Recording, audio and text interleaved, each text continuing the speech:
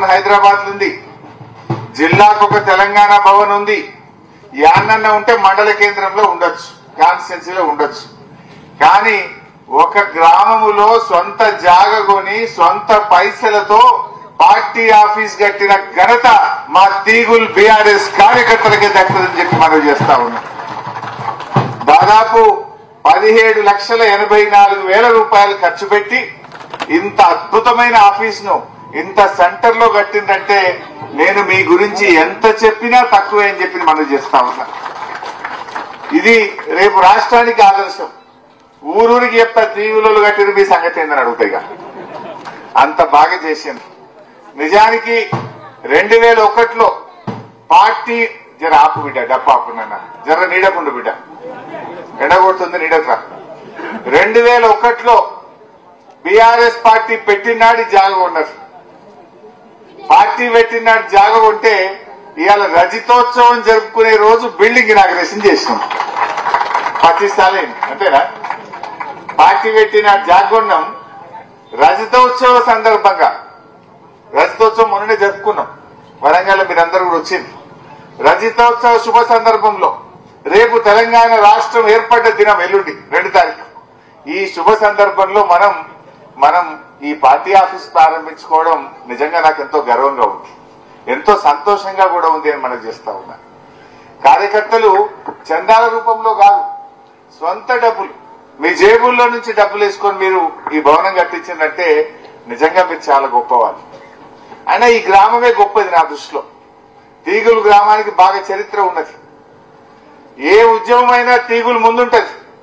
ఆనాడు స్వాతంత్ర్యం కోసం రజాకర్ల మీద ఉద్యమం చేస్తే కూడా తీగులు గ్రామం ముందుండి రజాకర్ల మీద పోరాడినటువంటి చరిత్ర కూడా ఈ తీగులు గ్రామానికి ఉన్నది.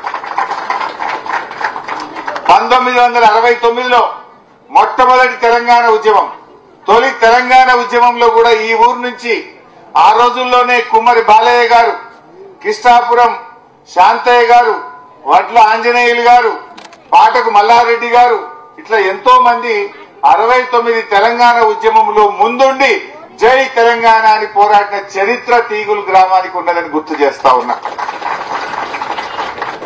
నాటి నుంచి మొదలు పెట్టుకుంటే ఇవాళ మా గ్రామ యూత్ ఆనాడు పోరాడితే ఇవాళ యూత్ కూడా స్వంత డబ్బులతో తెలంగాణ తల్లి విగ్రహాన్ని ఆవిష్కరించి ఇవాళ మీరు కూడా మా యూత్ కూడా చరిత్ర సృష్టించిండ్రు. నేను మీకు కూడా అభినందనలు తెలియజేస్తా ఉన్నా.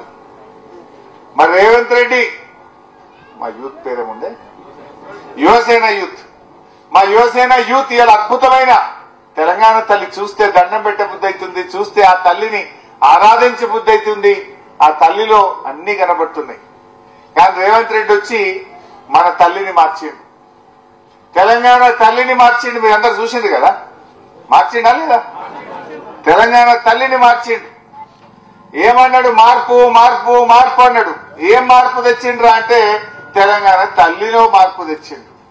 ఉద్యమం అప్పుడు ఒక తల్లి, అధికారంలో ఉంటే ఒక తల్లి ఉంటుందా? ఆ తల్లి మనకు ఎంతో స్ఫూర్తినిచ్చింది. ఆ తల్లి ఉద్యమాల బాట పట్టించింది. ఆ తల్లి దీవెనతో తెలంగాణ రాష్ట్రాన్ని మనం సాధించుకున్నటువంటి తల్లి ఈ తెలంగాణ తల్లి. కానీ దురదృష్టం ఏంటంటే రేవంత్ రెడ్డి రాగానే ఈ తల్లిని మార్చే ప్రయత్నం చేసిండు. ఏమొస్తే తల్లిని మార్చితే ఏమనంటే ఏమంటాడు? కేసీఆర్ ఆనవాళ్లు లేకుండా చేస్తా, కేసీఆర్ ఏం పని చేసిండో అది లేకుండా చేస్తా అంటాడు. ఏం చేస్తావు? రైతు బంధు బంద్ చేస్తావా? కళ్యాణ లక్ష్మి బంద్ చేస్తావా? కేసీఆర్ జిల్లాకు మెడికల్ కాలేజ్ కట్టిండు, అవి మానేస్తావా? అద్భుతమైన సెక్రటరియట్ కట్టిండు, దాన్ని తీసేస్తావా?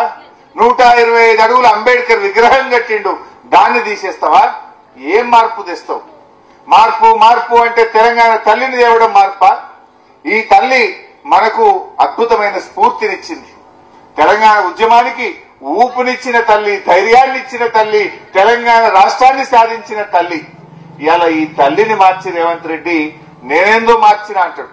కాకతీయుల తోరణం తీస్తా అంటాడు, చార్మినార్ బొమ్మ లేకుండా చేస్తా అంటాడు, తెలంగాణ తల్లిని మారుస్తా అంటాడు. నువ్వు చెప్పిన మార్పు ఇదేనా? నువ్వేం చెప్పినావు? తెలంగాణ ప్రజల బతుకుదరువు మారుస్తా అన్నావు. అందులో మార్చిందైతే ఏం లేదు.